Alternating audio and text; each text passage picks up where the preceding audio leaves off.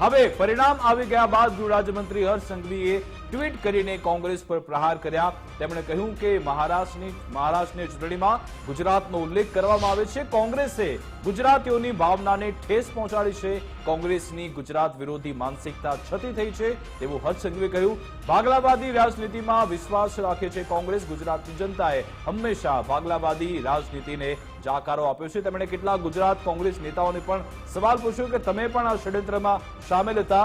ગુજરાત વિશે એલફેલ બોલાતું હતું છતાં પણ તમે ચૂપ રહ્યા, તે વિશે પણ હર્ષ સંઘવીએ પ્રહાર કર્યો હતો। હકીકતમાં તેના મૂળમાં એવું છે કે મહારાષ્ટ્રની ચૂંટણીમાં મહાવિકાસ અઘાડીએ એક એવો મુદ્દો ઉઠાવ્યો હતો કે મહારાષ્ટ્રમાં જેટલા પણ મહત્વના પ્રોજેક્ટ છે તે ગુજરાતને આપી દેવામાં આવે છે, એટલે કે આડકતરી રીતે ગુજરાતમાં સીધું રોકાણ થઈ રહ્યું છે। મહારાષ્ટ્ર રાહુલ ગાંધી પણ એક સભામાં બોલ્યા હતા કે ઘણા બધા પ્રોજેક્ટ ને ઉદ્યોગ મહારાષ્ટ્રમાંથી ગુજરાતને આપી દેવાય છે અને મહાવિકાસ અઘાડીના જે અંગ છે એવા ઉદ્ધવ ઠાકરે પણ કોઈ એક સભામાં આવો જ મુદ્દો બોલ્યા હતા, જેમાં મરાઠી અને ગુજરાતી એ બંને વચ્ચે ધ્રુવીકરણ થાય એ પ્રકારનો મુદ્દો એમણે પણ ત્યાં ઉઠાવ્યો હતો। પણ હર્ષભાઈનો જે આરોપ છે એ છે કે આ પ્રકારનો મુદ્દો ઉઠતો હતો, ગુજરાતના નેતાઓ ત્યાં હતા મહારાષ્ટ્રમાં પ્રચાર માટે, પણ એમણે ગુજરાતની અસ્મિતાની વાત ત્યાં ના ઉઠાવી, એમણે ધ્રુવીકરણ થવા દીધું, એટલે એ સવાલ ઉઠ્યો। અને પછી જ્યારે કોંગ્રેસના પ્રવક્તાને પૂછવામાં આવ્યું તો કોંગ્રેસના પ્રવક્તા એવું કહ્યું કે ગુજરાતની ચિંતા થવી જોઈએ, નહીં કે પાડોશી રાજ્યની। એમણે વળતો જવાબ જે આપ્યો એમાં એમણે અહીંયા જે ગુજરાતના કેટલાક ઇસ્યુ છે, સલામતીના મુદ્દા, આ બધા મુદ્દા ઉઠાવ્યા। મનીષ દોશીએ શું કહ્યું એ પણ સાંભળ્યા।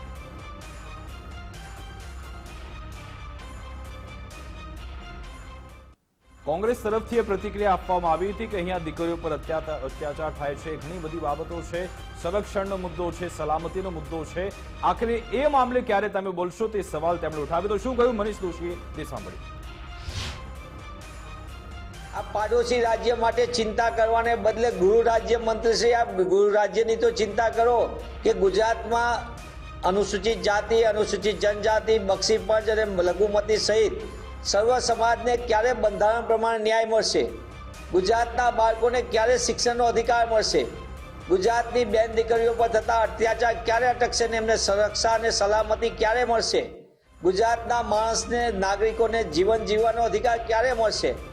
જુદા જુદા થતા કાંડ અને કૌભાંડો ક્યારે અટકશે? ગુજરાતમાં નકલીનો કારોબાર ક્યારે અટકશે? આ મુદ્દે આપ મૌન છો અને બીજા બધી વાતો। કોંગ્રેસ ઉપર આરોપ મૂકતા પહેલા ખુદ જેની જવાબદારી તમને શપથ લઈને તમે લીધા છે એ ગૃહ વિભાગનો ભ્રષ્ટાચાર ક્યારે અટકશે? એટલે આમાં આક્ષેપ પ્રતિ આક્ષેપ થઈ રહ્યા છે। જે સારી બાબતો ગમે છે તેની વાત કરવામાં આવે છે, નથી બાબત ગમતી તેને સાઈડમાં મૂકી દેવામાં આવે છે। જનતાના મુદ્દા, જનતાની સમસ્યામાં અગ્રેસર અને વચ્ચે રહેવી જરૂરી છે। અમારી વિશેષ રજૂઆત મુદ્દાની વાત અંતર્ગત બસ આટલું જ। આપ જોતા રહો ગુજરાત ફર્સ્ટ ન્યૂઝ। નમસ્કાર।